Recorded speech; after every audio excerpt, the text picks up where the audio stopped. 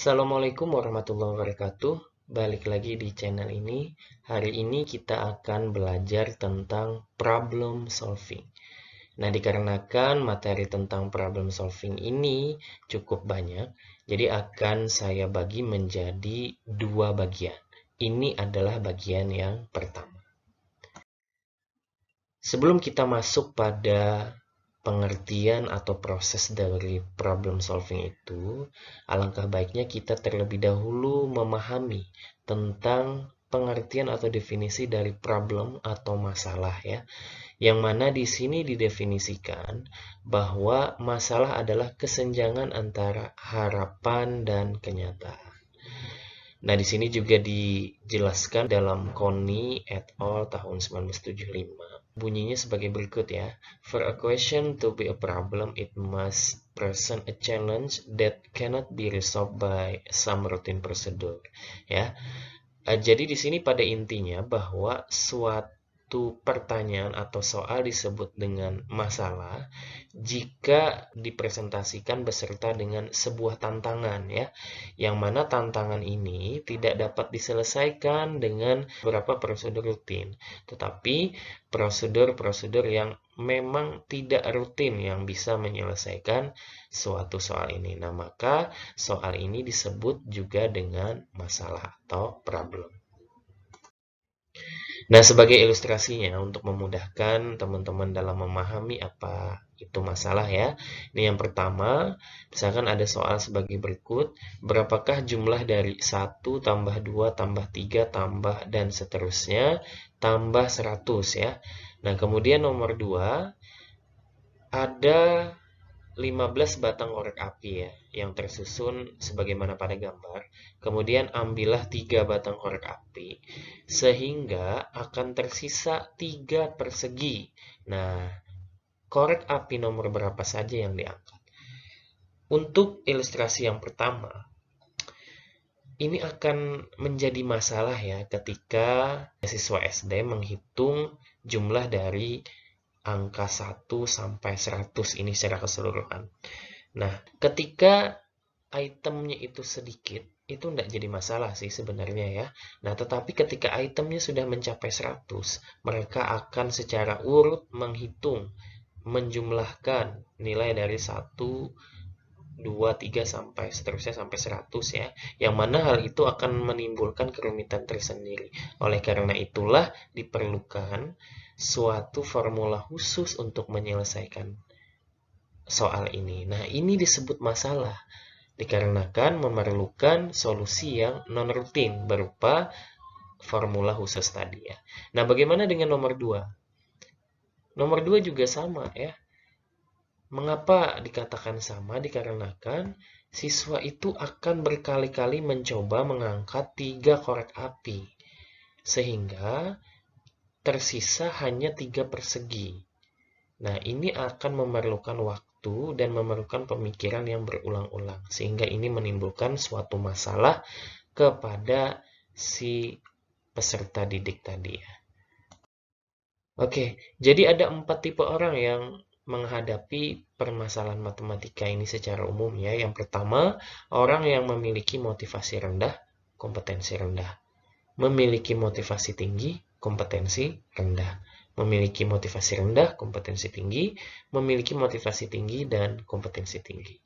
Jadi, teman-teman yang saat ini menjadi mahasiswa calon guru SD ya, itu setiap guru pasti menginginkan tipe orang yang nomor 4 ini, yaitu orang yang memiliki motivasi tinggi dan kompetensi tinggi. Tetapi dalam mewujudkan atau membentuk siswa tersebut ya, tidaklah mudah.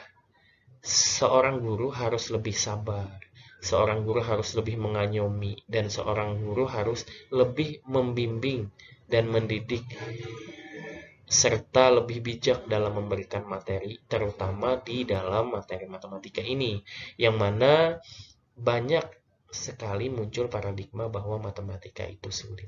Padahal jika kita membungkusnya dengan sesuatu yang menyenangkan dan lebih mudah untuk dipahami oleh siswa kita nantinya, maka matematika itu sangat menyenangkan ya. Mathematics is fun. Oke, lanjut kita pada pengertian masalah rutin dan tidak rutin. Jadi ada dua jenis masalah di sini ya, masalah rutin dan tidak rutin. Perhatikan ilustrasi nomor 1 ya. Ini adalah penjumlahan menurun ya, sebagaimana yang sudah sering kita temui ketika di SD ya. Oke, untuk nomor 2 itu berupa soal cerita ya, yang mana pada hari Senin ada 5.479 orang yang menonton film, dan seterusnya ya pada hari Selasa dan Rabu. Nah, kemudian ditanyakan jumlah dari orang yang menonton dalam 3 hari tersebut. Kemudian lanjut kita pada soal nomor 3. Ini ada dua buah gambar ya, yang mana pada gambar tersebut diberikan soal cerita atau ilustrasi bahwa siswa kelas 5 SDN Gatot Kaca akan pergi berkemah. Nah, ada 46 orang penumpang yang akan ikut, yaitu terdiri dari siswa-siswi dan guru pembimbing. Alat transportasi yang dapat dipilih ada dua, yaitu mobil Kijang dan Kol L300. Nah, dari soal ini nanti akan diberikan beberapa pertanyaan yang mana pertanyaan itu bersifat tidak rutin ya. Artinya dari gambar ini nanti akan dibentuk menjadi masalah yang tidak rutin. Berbeda halnya dengan yang nomor 1 dan 2 tadi. Kalau nomor 1 tadi tinggal dijumlahkan saja ya menggunakan penjumlahan beruntun. Sedangkan nomor 2 itu siswa tinggal menjumlahkan saja jumlah di hari Senin, Selasa, dan Rabu. Nah, ini menjadi masalah yang rutin. Nah, sedangkan nomor 3 ini dari tampilan awalnya aja udah memberikan masalah non-rutin ya, yang mana bentuk pertanyaan-pertanyaan selanjutnya merupakan pertanyaan yang tidak rutin seperti itu. Nah, lalu ada lagi yang dinamakan masalah tertutup dan masalah terbuka.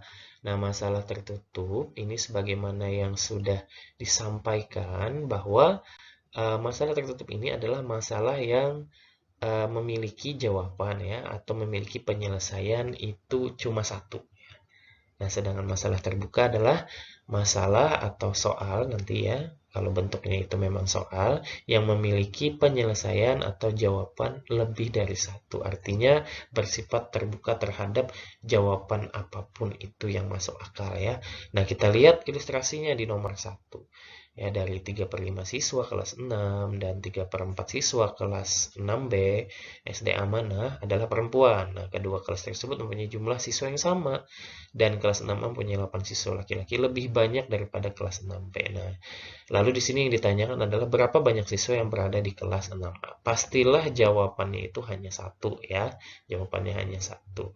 Nah, sedangkan nomor 2, perhatikan barisan berikut. 1, 4, 7, 10, 13, dan seterusnya. Apakah 100 merupakan suku barisan itu?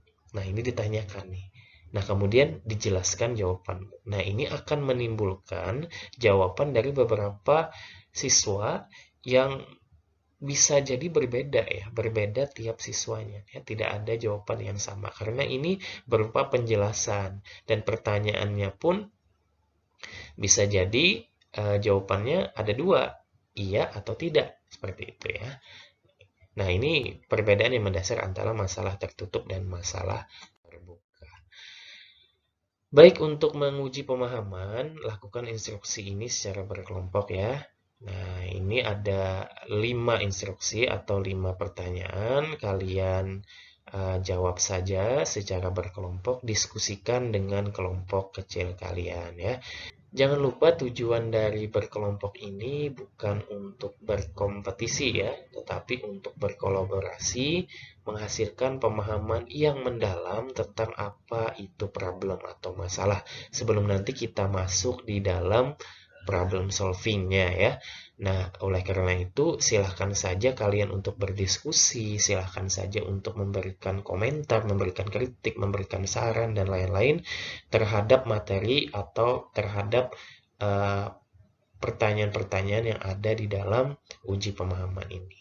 Demikian akhir dari bagian 1 ini, kita ketemu lagi di bagian 2. Keep healthy dan jangan lupa bahagia. Assalamualaikum warahmatullahi wabarakatuh.